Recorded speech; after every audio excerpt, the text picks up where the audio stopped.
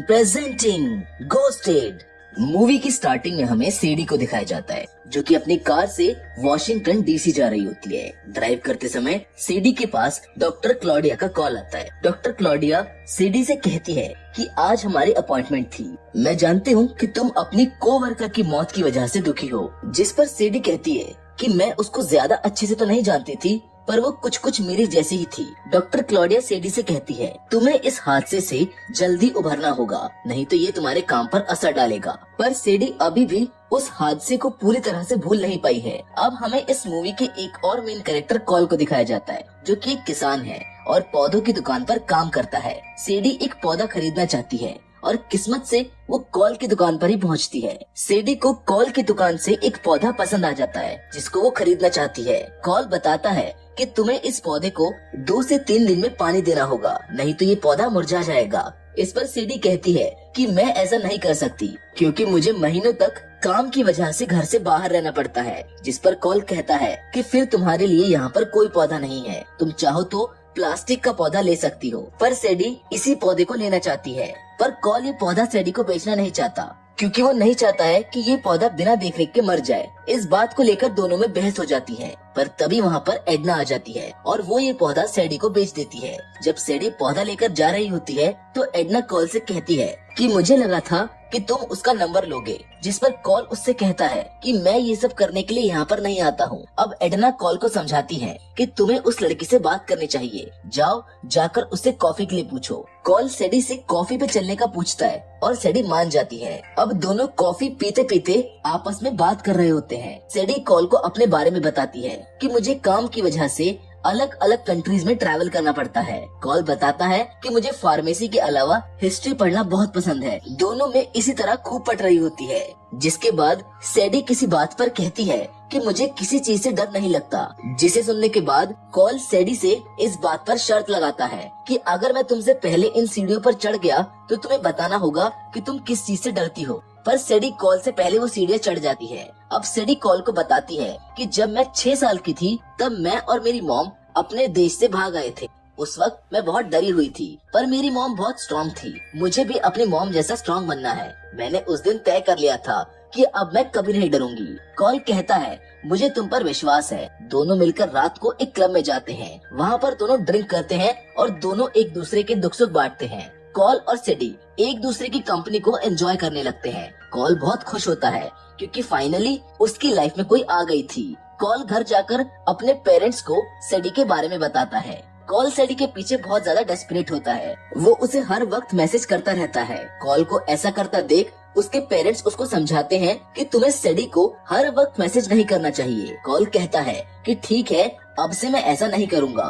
पर कॉल फिर भी सीडी को मैसेज करता रहता है, लेकिन सीडी की तरफ से कोई भी रिप्लाई नहीं आने की वजह से कॉल काफी परेशान हो जाता है। अब उसका मन किसी काम में नहीं लगता। तभी कॉल को याद आता है कि उसका इनहेलर सीडी के पास ही रह गया है। वो अपने इनहेलर की मदद से सीडी को ट्रैक करता है। दरअसल कॉल अपने इनहेलर में ट्रैकर लगा के रखता था। कॉल सीडी को ट्रैक कर लेता है। उसकी लोकेशन लंदन में बताती है, पर कॉल कभी भी अपने देश से बाहर नहीं गया है। कॉल की माँ उसको समझाती है कि तुम्हें सीडी के पास जाकर उसे सरप्राइज देना चाहिए। कॉल अपनी माँ की बात मानकर लंदन पहुँच जाता है। एयरपोर्ट पर कॉल को कुछ लोग अपने साथ गाड़ी में बिठाकर ले जाते हैं। कॉल को एक आदमी टैक्समैन के नाम से बुलाता है।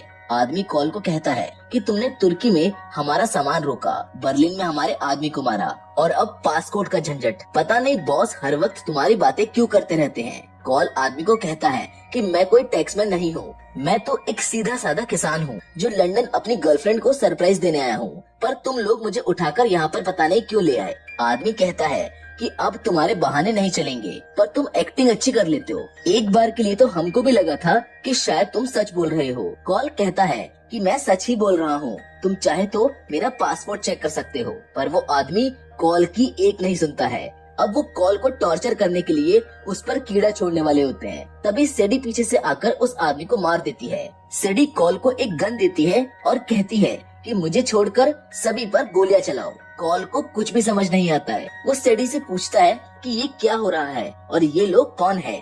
सीडी कहती है कि ये बुरे लोग हैं, इन्होंने हमारे एजेंट्स के लिए जाल बिछाया था, पर तुम उसमें फंस गए। जिसके बाद वो कॉल को अपने बारे में बताती है कि वो एक CIA एजेंट है, जिसे सुनकर कॉल हैरान हो जाता है। वो पूछता है कि ये टैक्समैन कौन है और ये लोग भला मुझे टैक्समैन क्यों समझ रहे हैं। सैडी ये सुनकर थोड़ा गुस्सा होती है। वो कहती है कि इन लोगों को क्या लगता है कि इनके जाल में मैं फंस जाऊंगी। जिसे सुनने के बाद हमको यहाँ पर मालूम हो जाता है कि टैक्समैन और कोई नहीं बल्कि सैडी है।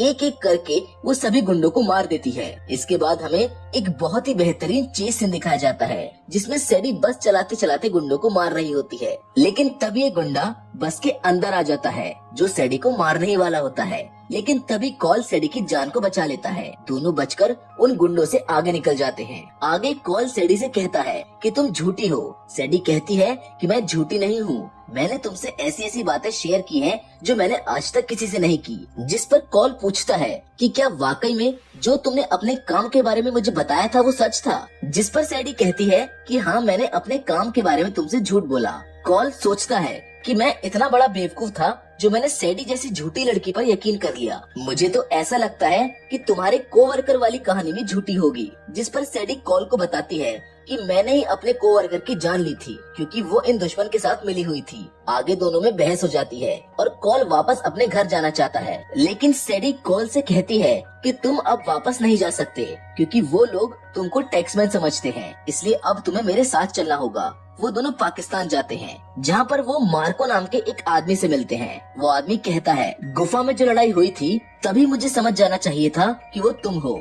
उन लोगों ने एशटैग चुराया है। एशटैग एक बायोकेमिकल हथियार है जिसे चुराने की हरकत एक ही आदमी कर सकता है, लवेक। लवेक फ्रांस की खुफिया एजेंसी के लिए काम करता था। लवेक ने ज्यादातर समय रेत के मैदानों में ही बिताया है। थोड़े टाइम के बाद उसने खुद के लिए काम करना शुरू कर दिया, जिसमें हथियारों की खरीद फरोख्त और मर्डर जैसी चीजें इसके लिए आम बात थी। अगर तुम उसको पकड़ना चाहती हो तो सावधान रहना, ये बहुत खतरनाक आदमी है। सैडी कहती है कि मुझे उसे पकड़ने के लिए तुम्हारे आदमियों की हेल्प चाहिए। लेकिन तभी एक रेड शर्ट वाला आदमी मार्को को पीछे से गोली मार देता है। फिर वो सैडी और कॉल को पकड़कर लवेक के पास ले जाने लगता है। तभी एक आदमी अपनी कार से इस रेड शर्ट वाले आदमी को टक्कर मार देता है और अब कार वाला आदमी इन लोगों को अपने साथ ले जाने की कोशिश करता है। अब कहानी में एक तीसरा आदमी आता है जो इस कार वाले आदमी को मार देता है, जबकि उस तीसरे आदमी को वो रेड शर्ट वाला आदमी मार देता है। अब ये कंफ्यूजन एक्चुअली इसलिए हो रहा था क्योंकि कॉल के सर पर काफी बड़ा इनाम था और इसी वजह से ये सब लोग इनके पीछे पड़े थे।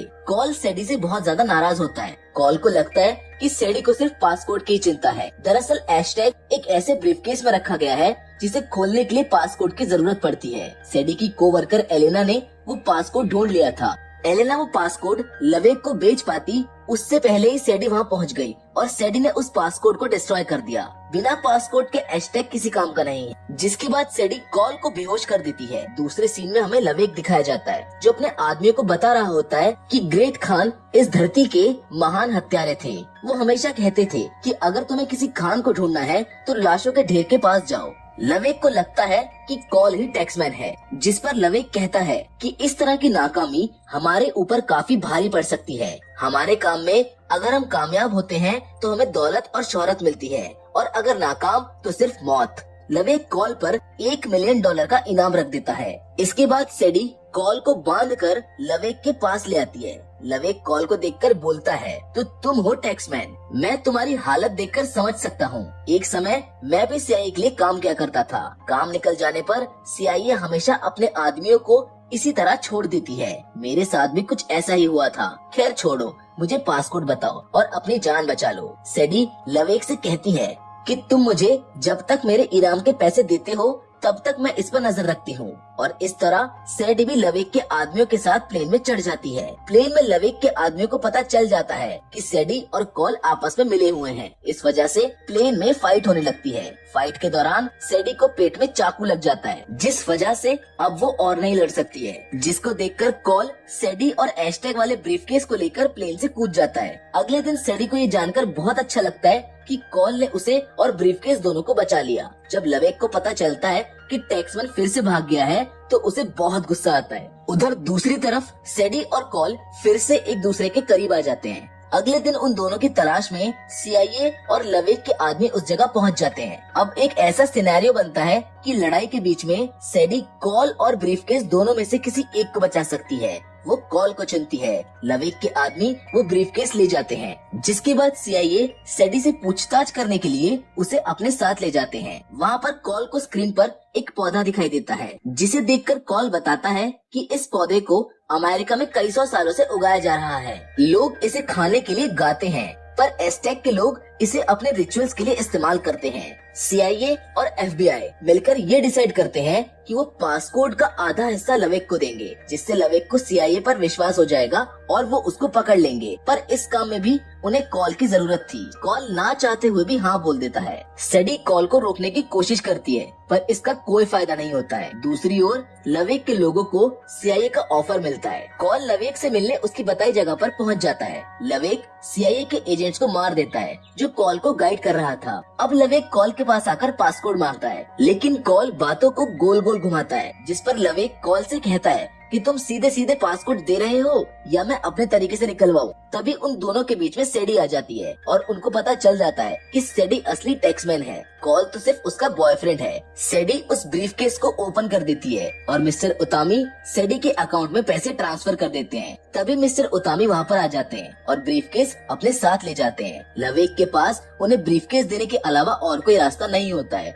इसलिए वो CIA का ऑफर मान लेता है। लवेक सैडी को मारने की कोशिश करता है। तभी सैडी जोर से बोलती है कि मिस्टर उतामी ने लवेक के ऊपर इनाम रखा है। इतना सुनने के बाद वहाँ के बाउंटी हंटर्स लवेक के पीछे पड़ जाते हैं, जिसके बाद हमें एक बार फिर से शानदार लड़ाई का सीन देखने को मिलता है। कॉल लवेक के आदमियों को मार देता है, जिसके बाद लवेक सैडी को मारने ही वाला होता है, पर कॉल एक बार फिर से सैडी की जान को बचा लेता है। लवेक को बायोकेमिकल वेपन तो मिल जाता है, लेकिन इस बार सैडी लवेक को मार देती है। सैडी और कॉल साथ मिलकर इस मिशन को कंप्लीट कर लेते हैं, जिसके बाद हमें मूवी के एंडिंग में सैडी और कॉल की फैमिली को दिखाया जाता है, जो एक साथ खाना खा रहे होते हैं और कुछ समय बाद वो दोनों अपनी जिंदगी साथ बिताने लगते हैं। जिसके साथ ये फिल्म यहाँ पर खत्म हो जाती है। हम उम्मीद करते हैं कि घोस्टेड की कहानी आपको पसंद आई होगी। अगर आप ऐसी और भी इंटरेस्टिंग कहानियाँ देखना चाहते हैं तो आप हमारे चैनल को चेकआउट कर सकते हैं।